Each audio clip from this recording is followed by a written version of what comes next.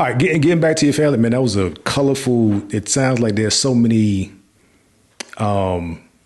beautiful branches to the tree with rich experiences of what your family was doing. I mean, the musician, the x-ray and the ownership and this and that. I still want to stick, I want to pull that thread a little bit about the relationship with your father. What life lessons did you get from him, like overtly or subconsciously? Like what kind of person was he that helped you? You mentioned that he's responsible for who you are today, but what did those lessons look like? Well, my dad, he was very direct. He was real matter of fact. And it was things like, Kevin, you need to make sure you do this. And don't do that. If you bring a child into this world, at some point, you want to be there for that child. You want to stay away from a whole bunch of women at one time because you can get yourself caught up. Right. You get in a situation where you've got a whole bunch of children that you have to take care of and things of that nature. Stay away from the police at all costs. That same speech that most black fathers have to give to their children, you know, and we still have things like we have going on today with police stopping us, and then we end up in a morgue.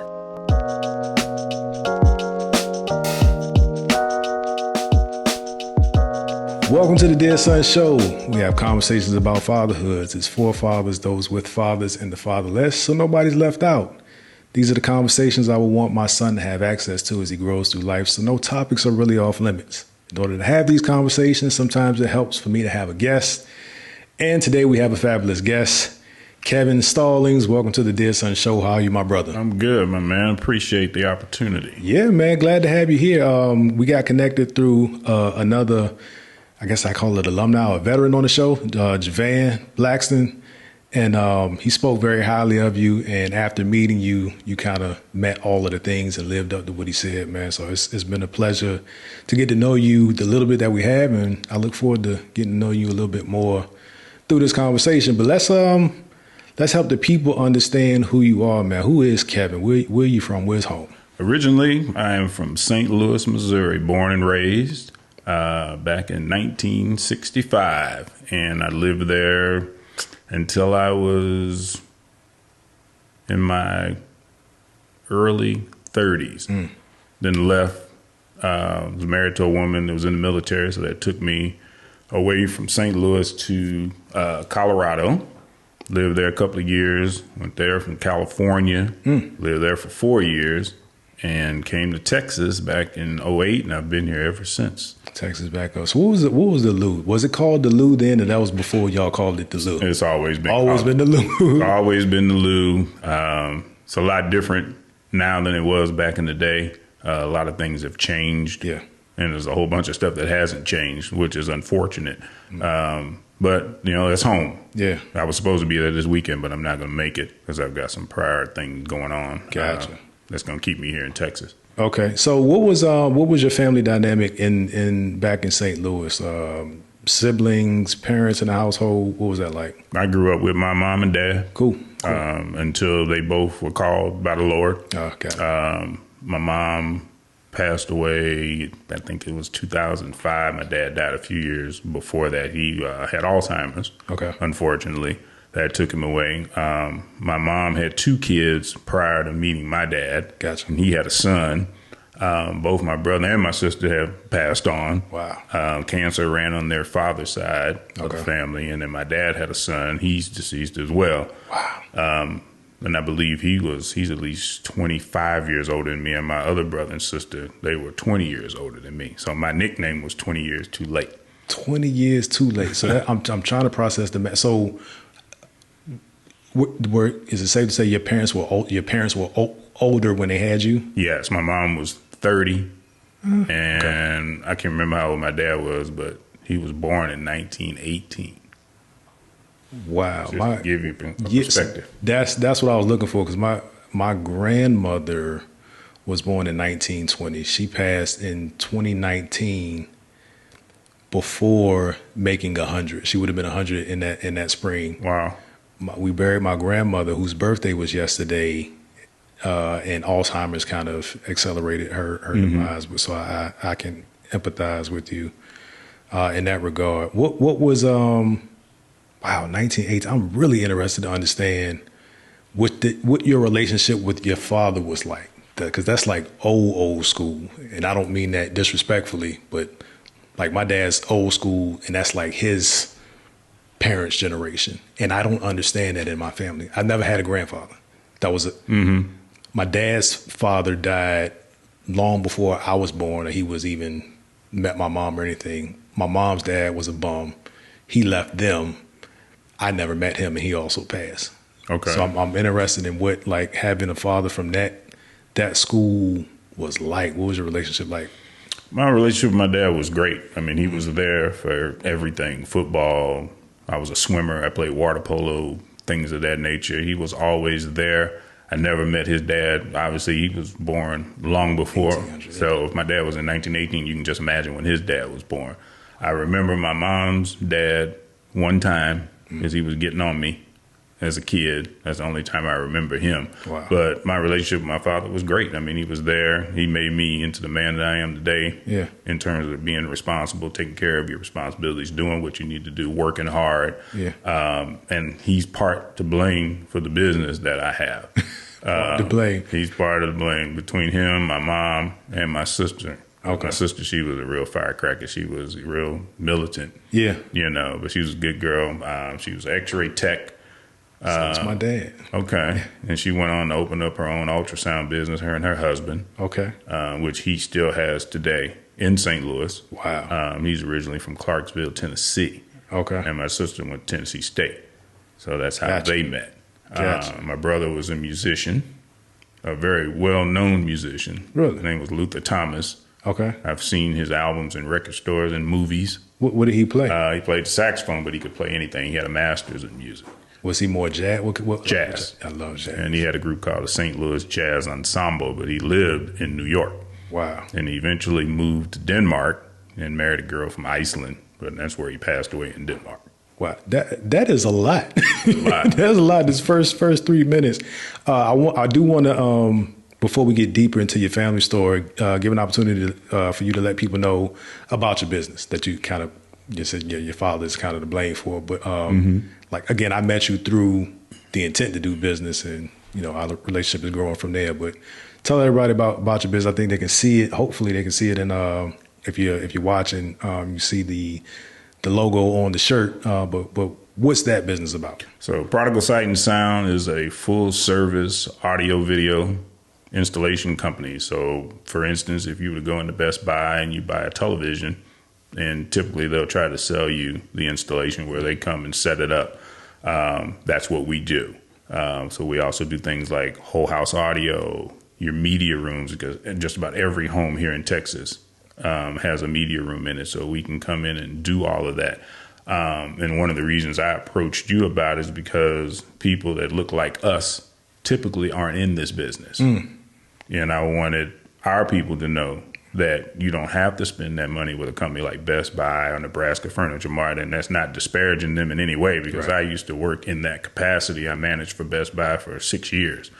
But there are people like myself that look like us that do this type of work, and I've been doing it for 16 years on my own, and I'm a one-man show. Ooh. So I'm glad that you said that. I love highlighting businesses that are owned by Black people, and I'm not ashamed of that, and I'm not ashamed to say it often and daily, because the default is white, right? That's who had the ownership of many industries before. So I naturally think Best Buy, I naturally think Walmart or what have you. So we have to be vocal about what we do and let people know that we're in this space. So I appreciate you highlighting that. And he does good work. Yeah, I appreciate it. It has nothing to do with him being on the podcast. But it came highly recommended. Service and delivery. I haven't done an install yet because I got to get out of my way to get my media room done. But that's neither here nor there. Right. But cool. Anything else about the business? Just anybody out there that we do everything audio video related. So if there are people listening to this podcast, if they're interested, they can reach out, and I'm sure at some point we'll get that information out there to them. Yep, we'll have it in the description below, and it might have just popped up depending on how I edit this. Also, I want to make sure it's clear that it's goods and installation, equipment and installation. That's correct. Yeah, so not just don't go buy your thing and then call him. Right. Call him to plan how you want to do your project. That's correct. As we will do a free in-home consultation, just to give you an idea of what we see and the things that you need to make that happen, and then we have access to all of the equipment that you would need, so that you don't have to go into the store and pay those ridiculous markups. That markup, once you know about that markup, it's very difficult to walk back in that store. Absolutely. I typically will go in that store to look at the model just to make sure that's what I want. Then I got to text Kevin. Like, yo, do you do this? Okay. All right. Getting back to your family, man, that was a colorful, it sounds like there's so many beautiful branches to the tree with rich experiences of what your family was doing. I mean, the musician, the x-ray and the ownership and this and that. I still want to stick, I want to pull that thread a little bit about the relationship with your father. What life lessons did you get from him, like overtly or subconsciously? Like what kind of person was he that helped you? You mentioned that he's responsible for who you are today, but what did those lessons look like? Well, my dad, he was very direct. He was real matter of fact. And it was things like, Kevin, you need to make sure you do this. And don't do that. If you bring a child into this world, at some point, you want to be there for that child. You want to stay away from a whole bunch of women at one time, because you can get yourself caught up. Right. You get in a situation where you've got a whole bunch of children that you have to take care of and things of that nature. Stay away from the police at all costs. That same speech that most black fathers have to give to their children, and we still have things like we have going on today with police stopping us, and then we end up in a morgue. Yep. I didn't want to be one of those people, so I followed the direction that my dad gave me, as well as my mom, but more so my dad, because it's I think, to me, it's harder for a woman to try to raise a man. That represents a century of that sentiment, where we have to be hyper aware of our dealings with women, but specifically the police, right? From 1918, that was a lesson that he picked up in life, right? Absolutely. Here we are at 2022, and that is still a lesson that we have to, unfortunately, instill into our sons. And that's something that I started that late with my son, primarily because he wasn't in situations where he would be out away from me. We lived overseas for some time, and they weren't just out roaming around. Then when we came back here, they had a couple years of school, then COVID. So now he's 15, and it's more of a concern because, at some point he's 16, he'll be out hanging out with his friends. But what I tried to impress upon him is that nobody knows your lifestyle once you walk out of this house.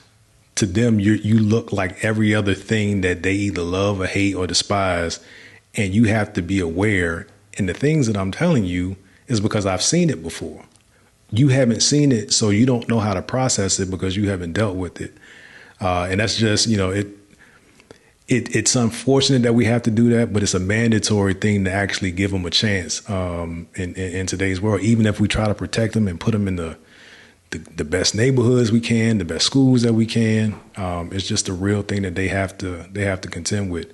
Did your dad share any stories about his dealings, because he came up in that era of, where I can't, it was like, not like racism isn't alive and well now, but he saw things in a different, when folks were more bold, right? Early 1900s, segregation and all of that. Did he give you any lessons that were specifically related to his experience during those times? To be honest, he never did. I never had a conversation with him having to deal with any type of racism. Okay. Not to say that it didn't happen, but nothing that I can recall, either from him or either my mom. Never. My dad, he worked at a plant, lead plant called National Lead. They're probably not in business anymore, but and he was there with a lot of Caucasians, because I used to go down there with him to pick up his check and stuff like that. And I don't recall at any point him giving me anything like that. I got more of that from my sister and brother. Okay. Believe it or not. And they were older. If I remember correctly, your sister and brother were older than you. They're about 20 years older. 20 years too late. What did you get from them? Because that, That's an interesting perspective to have from a 20-year-old that would be different from your father's life during that same period. Yeah. My sister, again, she was the militant one. Right. She was, it was, fist in the air. Gotcha. She came up in that era. So I got a lot more from her than I did my brother. Because again, my brother, he was always traveling. Gotcha. He was in Europe a lot playing music. And then when he'd come back to New York, we'd go visit. But my sister, she just taught me to, look after my people. Yeah. That was a constant conversation with her. I don't want to say she didn't like Caucasian people, but she was kind of real standoffish, if you will, when it comes to them. She didn't take a lot of mess. Gotcha. And so I kind of got that from her, and I'm in a situation, anybody will tell you that knows me, they know I don't stand for mess. Yeah. I don't do it because it messes with me and with my psyche, and I'm a peaceful person. Right. For the most part, I don't club anymore. I don't do those types of things. I did back in the day. Right. But I get most of that calmness from my sister because she told me, this is what you need to do to avoid this type of situation. Because I spent most of my time with her growing up because my mom and dad were always working. Gotcha. So she's responsible for me. She taught me how to roller skate. She taught me how to ice skate. My love of music comes from her. So when I hear certain songs, I immediately think of Regina. Gotcha. Because that's the stuff that she used to listen to. We're riding down the street and one of her jams would come on and she would stop the car and get out at the light and dance. There it is. That's the type of thing that she would do. So yeah, I got a lot out of her. Okay. What type of how would you describe your teenage years? What type of teenager were you? Teenager, sports. Okay. I played football. I played baseball. And again, I was a swimmer in high school and a water polo player. How did water polo happen? It was weird because I love to swim. Okay. I've been swimming since I was 3. I lifeguarded for a little while. I was CPR certified with the Red Cross and ended up having to use it outside of a swimming capacity. Wow. I can tell you that story later too. That was pretty strange.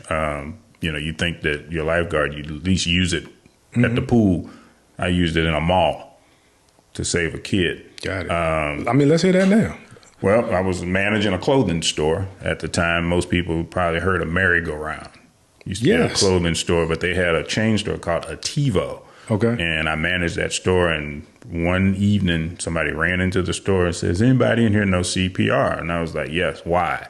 So it was a lady with a newborn that she had just fed, and when she was trying to burp it or whatnot, I guess it was taking too long for the baby to burp or whatever, and the baby had turned blue. Ooh. So we took the child behind the customer service counter because the crowd started to build, and I started performing CPR. This was a newborn, like days old. Wow. And it was bleeding from the nose, and this was at the height of when AIDS and all that kind of stuff came out, so I'm a little apprehensive, like, do I do that? I said, well, it is what it is. Yeah. So cleared the baby's nose. By that time, some lady that was a nurse, she showed up and started doing what I learned, when I was training for a lifeguard. And all of a sudden, the baby came back and started crying, and everybody, and I started crying, and I was sweating profusely. It's exhausting. Right. And that was just on an infant. So I can imagine what, EMTs go through when they're trying to save lives. It was really exhausting, and your adrenaline starts flowing.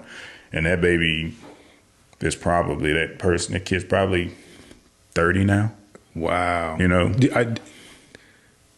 Are you still in contact with him? No. Okay. No, I went to see him in the hospital. Okay. Like 2 days later, because they called me and I was in the newspaper and all that kind of stuff way back. And I still have that article. Wow. About, what happened, everything that happened and whatnot. But I went to see him in the hospital and seemed to be doing fine. And at that point, they didn't know what it was. Wow. That caused it, but it's like the baby just blacked out. She was just as blue as the sky. Wow. So, and unconscious, but we brought him back. Jeez. So it was interesting. You're a multi-sport athlete. You're a hero. You're a business owner. You're an entrepreneur. All these things. Let's pick which way we're going to go with it. Well, let's stay your teenage years. Your teenage years coming into adulthood. Are you still in St. Louis at this time? No, I live here No, I mean in Dallas. as a teenager. As a teenager? Oh, yes, Yeah, yes, teenager. absolutely, yes. I didn't leave there until I was 32, Okay. something like that. So Yeah. I guess let's walk your life through that 32. You were married to someone in St. Louis? Yes, Okay. from St. Louis, from 91 until about 2 years ago. Yeah. Got it. What was it? What was the, I'm always interested in how men pursue or how men get to the married state, right? Mine was a high school sweetheart. We didn't necessarily date in high school, but I knew her from high school. And I knew some things that were important to me when I was looking for my wife, but I didn't have it all together. Mm-hmm. Like from your perspective, when you were assume you were pursuing it or you were moving in that direction, were you aware of what marriage really was, like what the expectation is, and if you were ready for it? I knew what it was because my mom and dad, Yeah. my sister and my brother, and everybody was married. Yeah. So this young lady I met when I was right out of high school in '84, and she used to work for McDonald's. And ironically, it was right next door to that convenience store where they said Mike Brown stole those cigars. Wow. There used to be a 7-Eleven back in the day. Met her in '84. I saw her twice over the next, I don't know, 7-10 years out. Yeah. And then I ran into her one evening at a club in '92. Mm-hmm. And we were together up until 2 years ago. Wow. Yeah. So what from what you saw of your parents, I guess what resonated with you the most about what you saw and heard that suggested that, man, I can have what my parents have? And maybe I'm not stating it the right way, but if you had the model influenced you in some way, right? And you saw something in this person that maybe say, hey, we can make this model work. What were those things that you saw in your parents' marriage and relationship that prepared you for marriage? Well, I saw how my dad treated my mom, the things that he did. He worked hard, made sure we always had food on the table, all the cliche things that you hear. And I wanted to be that guy. But at first I was that guy like on the commercial where I'm not getting married, I'm not buying the minivan, I'm never going to have a dog, I'm not doing any of that. So I did everything but get the minivan. All right, had the house, all that good stuff. And I saw that the way he treated my mom. And again, they were together until he left, until he died. Wow. And so I said, well, if I do this, I'm going to try to do it like my dad. Right. And there was no bitter breakup. Mm-hmm. It's a long, drawn-out story. Yeah. And we're still friends. That's awesome. Still friends. Yeah. She's a lovely person. She's got a great career in the military. She's about due to retire here in a few years. But and I did everything that I thought I needed to do. Yeah. But the military, if I'm being honest, is about the cause of us split. Yeah. So, but other than that, everything that I got from the marriage would have been based on what I saw from my parents. The reason I asked you that, it wasn't a dig to get an angle or anything about why it was and that now it isn't. I know when I got married, I was good at the mechanics, like mimicking what I saw, but I wasn't great at the relationship. And it wasn't abusive or anything like that. And thinking back on it, me and my dad didn't have conversations about this is what it is to be a husband, or this is why you see what you see, right? I saw what was modeled, but I didn't necessarily see what happened behind closed doors or the conversations or know what the financial status, challenges really were until I was much older. And I wonder, like for my son, who's not ready to get married, hopefully, not at 15, but like, how do I avoid that, right? And make sure that I give him the right information. Because it's not just having a good model is great, but when you don't know why the model actually works, it could be tricky, because the model that worked for my parents, my dad and my mom, what my mom liked is not necessarily what my wife likes, right? So I can't force that thing. And what I'm getting to is like, what was the maturing process like for you, if you don't mind me asking, because this is about helping men understand different parts of the male journey to fatherhood, if that's part of it.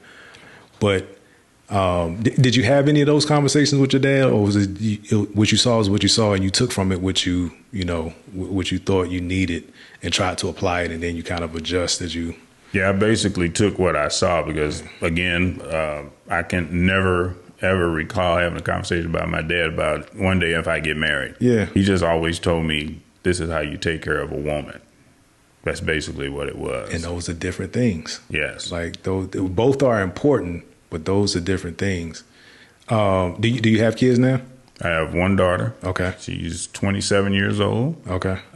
She's a graduate of Howard University. East Coast. And then she just graduated from Texas Southern University, which is Thurgood Marshall School of Law. Gotcha. And just took the bar exam, so she's waiting on results for that so she can get to work. Got it. Stay out of my pocket. Yeah, we claiming the victory on that already. Right. That's already done. Absolutely. What was it like? What was it like being a father, man? I'm always interested in what fatherhood teaches a man. So let's start there. What was your fatherhood journey like? Do you think you were prepared when the news broke, or? It was definitely breaking news. Okay. And I'll give you the backstory. Her mom, again, being military, she had just taken a PT test. Wow. And I guess a day or so later, she started complaining of some pain in her abdomen. I made the joke. I said, "You're probably pregnant." Oh, I said that too. Oof. And so I said, "Well, we can just go to the doctor and, find out what's going on, see if you have a hernia or whatever." I was clearly joking about the pregnancy. So she's at our doctor's office, our OB. I'm sitting in the lobby with a bunch of other women reading, ironically, a home theater magazine. That's how long I've been doing this. And she comes out with this bag and she said, "Hi, Daddy. Here you go, Dad." And I was like, "What are you talking about?" And I've told people in the past, honestly, I said it was the worst news I'd ever gotten in my life. Wow. Other than my dad passing away. Wow. Because I was not prepared for that. But my mom always told me, yeah, keep doing it and you're bound to have one. And sure enough, here she is. But best thing that ever happened to me. It completely changed my life. A lot of things that I used to do, whether it was good or bad, I don't do them anymore. Because now I've really got someone dependent on me. So I need to step up as a father. So then that thing kicks in from my dad. If you ever bring a child into this world, you need to make sure you take care of him or her or them. Yeah. So it completely changed my life. And being a dad is one of the best things that could probably happen to anyone. Absolutely. As long as you take it serious. I mean, there are people that get that news and have that reaction like you and never adjust, right? And they try to run from it. We don't have many of them on this show. I don't think we've had any. But I agree, being a father, it does something to you immediately, just the news. But to be physically responsible for somebody's safety, somebody's, what they learn, their mannerisms, and a lot of the things that you don't know they're watching, that you need to be aware of. And when you start to see it manifest in how they do things, that they take on your temperament and things like that. So I've definitely learned, a lot about me dealing with 5 kids, and they're all different. I call them the algorithms because one didn't necessarily prepare you for the other. They're all different in their own right. What was when did you come around? Right, that was the initial shock. But like, when did you come to grips with the news and like start those changes, whether they were mental or financial or whatever? I think mentally it happened after that first sonogram. Yeah, that'll do it. When you actually see it, and then as she began to start to show, Yeah. I was like, wow, this is real life. Yeah. This is happening. Yeah. So I made sure I did everything to keep her comfortable so we didn't have complications, and I made all the meetings. I was at all the checkups, no matter what I was doing. And I was in the retail side of business at that time. So I was working I think I was with Best Buy at that time. So I made sure if she had an appointment, I was there. Yeah. Every step of the way. Yep. All the way up the delivery. I even recorded the delivery. Ooh, that's brave. That's so brave. Yeah, it was nuts. So yeah. Side note for any man that has not witnessed the birth, specifically their child, but any child, I don't know what other situation you'd be in, witness a birth. Women are spectacular. Absolutely. It is hard to watch a woman birth a human that she might blame on you at the time she's pushing, but that you contributed to, and not feel differently about life in general. Have a different appreciation for life, but a different respect for women. Doesn't mean that you're perfect, but that is such a. I was scared of that experience. I was there for sure, but it was. I don't even know how to explain it. Like something happens in real time as you're watching it that definitely can't be undone in your mind, but it just gives you a different perspective on life. Once you got through the birth, did you go super dad, like super proud dad? I'm the best dad in the world, or what? I absolutely did. Yeah. You couldn't tell me a thing, because she was healthy. All glory be to God for that. Absolutely. And she was a good baby. Yeah. We never had problems out of her. She's never been sick, any of that kind of thing. So yeah, I went right into super dad mode. So wherever I went, if she didn't feel like taking care of, I would take her with me. Gotcha. Whether I don't care where it was, it could be the gas station or wherever. Yeah. She was always in tow. Gotcha. But she looks like her mom. She kind of looks like me, but she really looks like her mom. They always look like twins. Wow. But she acts like me. Gotcha. Her mom and her, they're doing a lot of catching up because her mom missed a lot of stuff because of the military. So they've been hanging out, which is great. Yeah. Because she's in Houston, her mom's in Georgia. After law school graduation, we took her to Paris. Nice. So that was something where she always wanted to go. She said, I want to be an attorney, and one day I want to go to Paris. Nice. So she fulfilled her end of the bargain. So we fulfilled our end of the bargain. Gotcha. And we had a great time. But she's a good kid, and she's always been a good kid, and we've never, not once, had really an issue out of her whatsoever. She's got a real level head. She likes money, So likes people, not love. Yeah. So these are the things that you do. Keep it legal, right? Especially when you get into lawyering. Yeah. None of that under the table. So I don't care how much money they throw your way. I say because you see what happens to these lawyers. Yeah. When they start doing things that they shouldn't be doing, and all that you work for, you lose it. Yeah. So she's real level headed. But yeah, real overall good kid, and we had no problem raising her, and I would do it all over again, even though I never wanted any kids. While y'all were together, married, raising the child, was there ever a point where your wife was out of the house because of the military, like she had to go to an assignment, or was there any separation during that time? There were every year for training purposes, but she was never in a situation where she was deployed for a year or anything like that. She's never been deployed since she's been in the military. Gotcha. Because she's in HR. Okay. So they kind of always need them on the home front side of things. So because she was recruiting at one point, so she spent a lot of time out of the house when she was recruiting. That was at the height of the war when it started. Gotcha. The last one that just ended in Afghanistan. So they were looking for soldiers. Okay. So that's how we ended up going to California from Colorado, because they needed recruiters in California. So she took on that role. So she came out of HR to go to recruiting, and that kept her busy. Sometimes they were working 14, 15-hour days. Yeah. So she would miss those basketball games and plays and whatnot. But again, I recorded them all. So she's seen them, but she missed them. So again, like I said, they're playing catch up. But her daughter, she didn't have any resentment Yeah. to her mom because she was doing what she needed to do to take care of her family. How was it for you? Because sometimes it's typically the woman that defers their dreams or their career because the father, the man, the husband has these commitments that take them away from those moments, the first steps, the basketball games, and all of that. How did you process that? Did that ever weigh on you as a man, being the one that was primary caretaker? When the caretaker responsibility seemed to be imbalanced, right, because of her job commitments, her military commitments. Didn't necessarily bother me. It was more, I kind of felt bad for her. Okay. For having to miss certain things. But I never held any resentment to her for missing things because, again, she was doing what was necessary to take care of us because she got us out of a situation in St. Louis. We had a house. We didn't have a lot of money.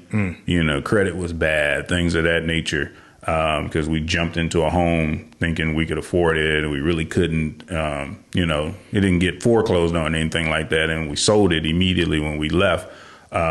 But I knew that she was getting us into a better situation, and by going active duty, because she went in as a reservist. Got it. So when she went active duty, so everything changed. So the money was different.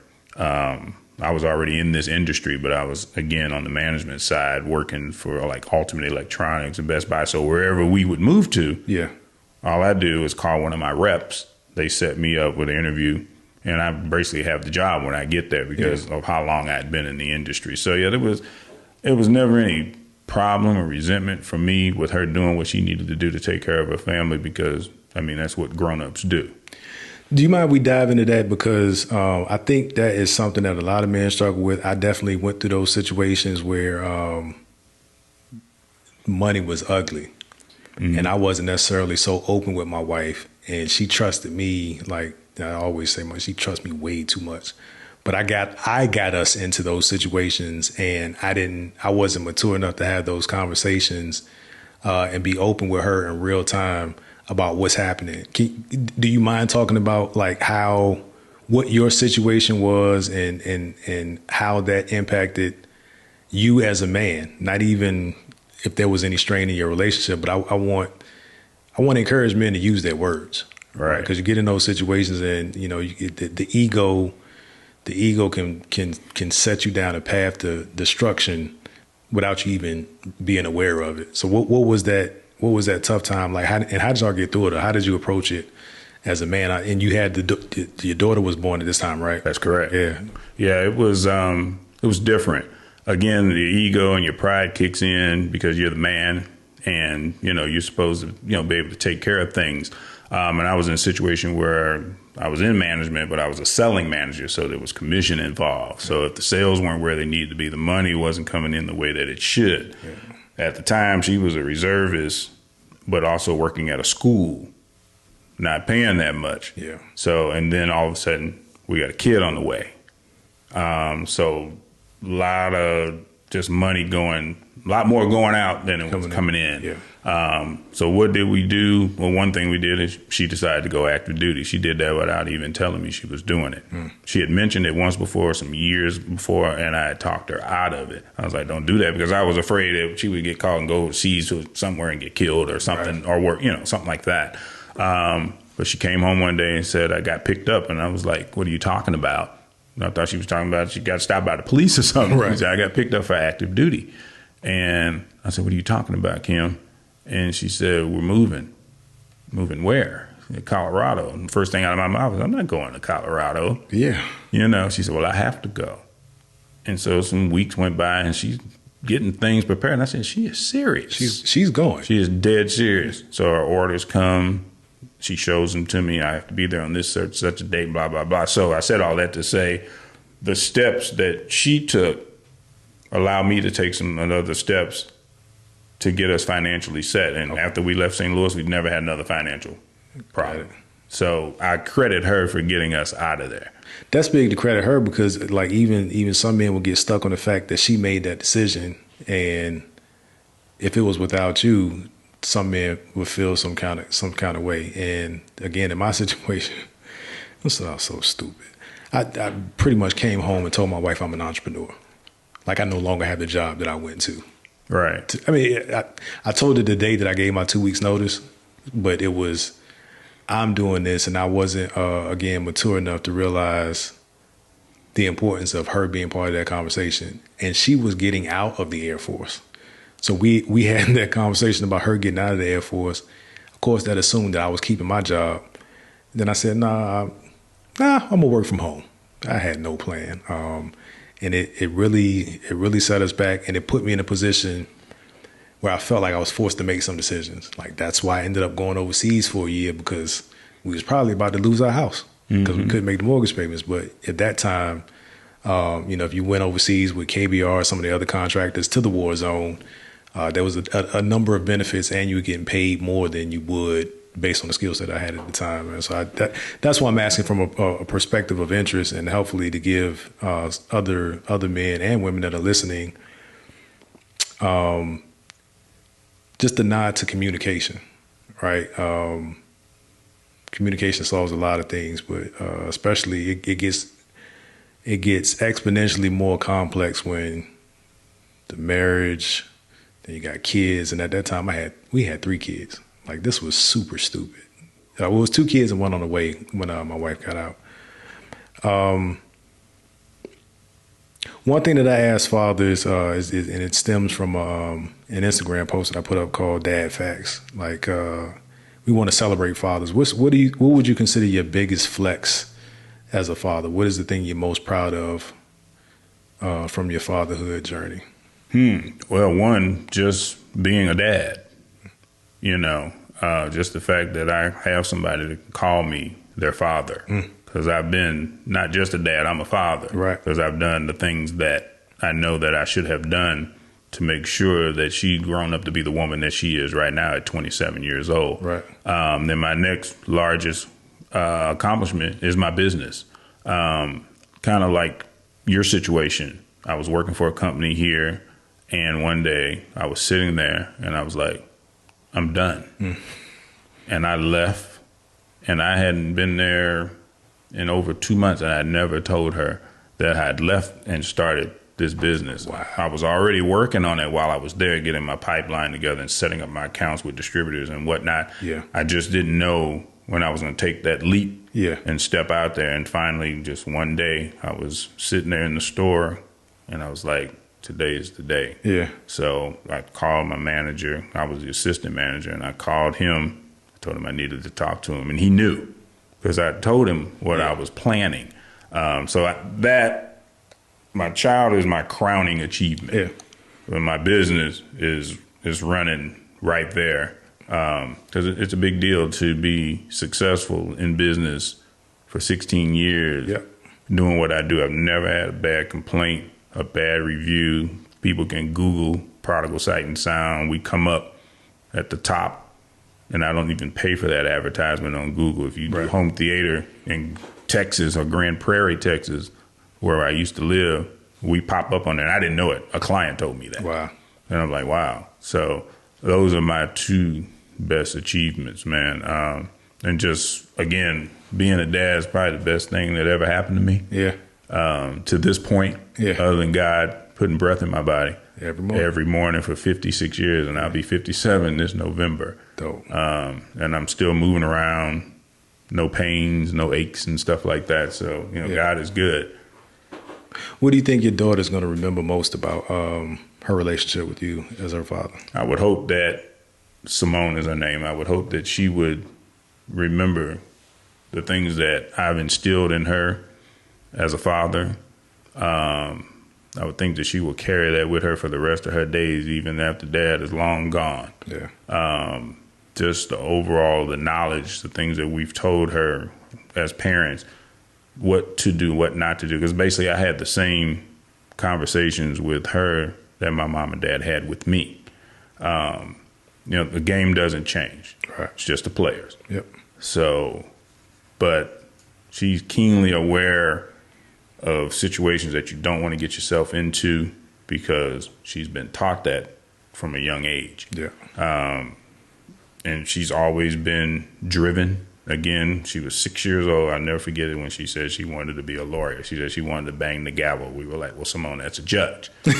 But you got to get a lawyer to be a judge. Yeah, steps to that. And she loved watching Law and Order. So, and the only thing I've ever heard her say she wanted to be in life was an attorney. She's never said anything else. She knew early. So, and that's what she is. You know, she's just not practicing yet because she's waiting on her bar exam results. But it's already done. We claim that. Yeah, it's already done. Yeah. What has your entrepreneur journey taught you about being a father? Like, what are some things that you take from some business principles that also kind of translate into how you parent? More so out of anything, responsibility, because I have a responsibility to my clients. People spend a lot of money with this company. So I do what I say I'm going to do. I'll underpromise and overdeliver, which is the same thing I've done with my child. You know, she'll ask for things. She may not get it then. Right. But when we think it's time, or when I thought it was time, she would get it, and she'd probably get something better than what she asked for. But being a business owner is serious business. Yeah. You have to do what you say you're going to do because bad news travels fast. You do something bad, somebody will tell 10 people. Yep. If you do something good, they may tell 2. Right. You know, and doing something good is kind of how I came to meet you. Yeah. You know, I've been knowing Javan. I met him looking at houses in 2008. Wow. We were going down his street and he was standing out in front and he's like, hey, neighbor. And he let me come in his house and look at his house. And the guy next door, my good friend Brandon, they used to live next door to each other. That's how I met Javan when I was looking at houses, and we've been cool ever since. Yeah. He's my barber, as you know. Yep.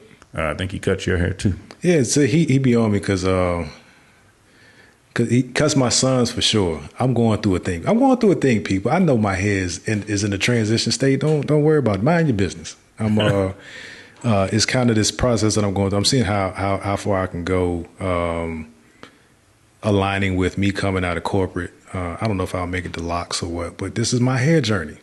So y'all leave me alone. But yeah, he does service my family. He's just a good dude. And I was telling somebody else earlier, Javan's one of those people that says your name in rooms where you don't even know he's at because he believes in what you do. He had a good experience with you. Right. So one day sitting in the chat, you got to call Kevin, man. Don't do that. Call Kevin. You got to do it.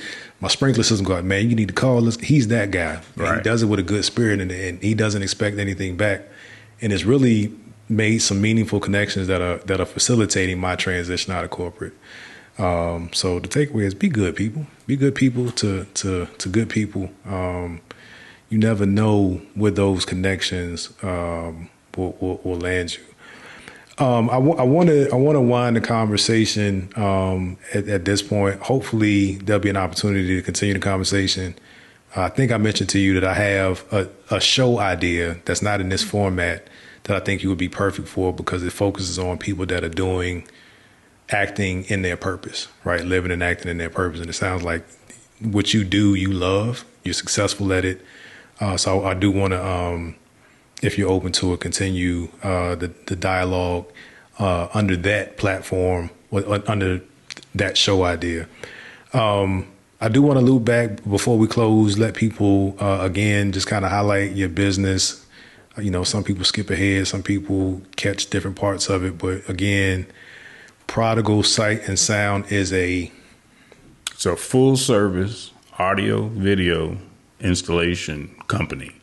Again, media rooms, house audio, automation. We do, if you can hear it and see it, we do it. Got it. That's basically what it is in a nutshell.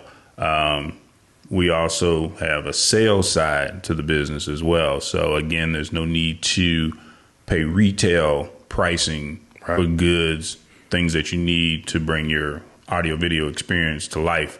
We have access to all those things because we buy from the same place that the big box stores buy from, just without that type of markup. Right.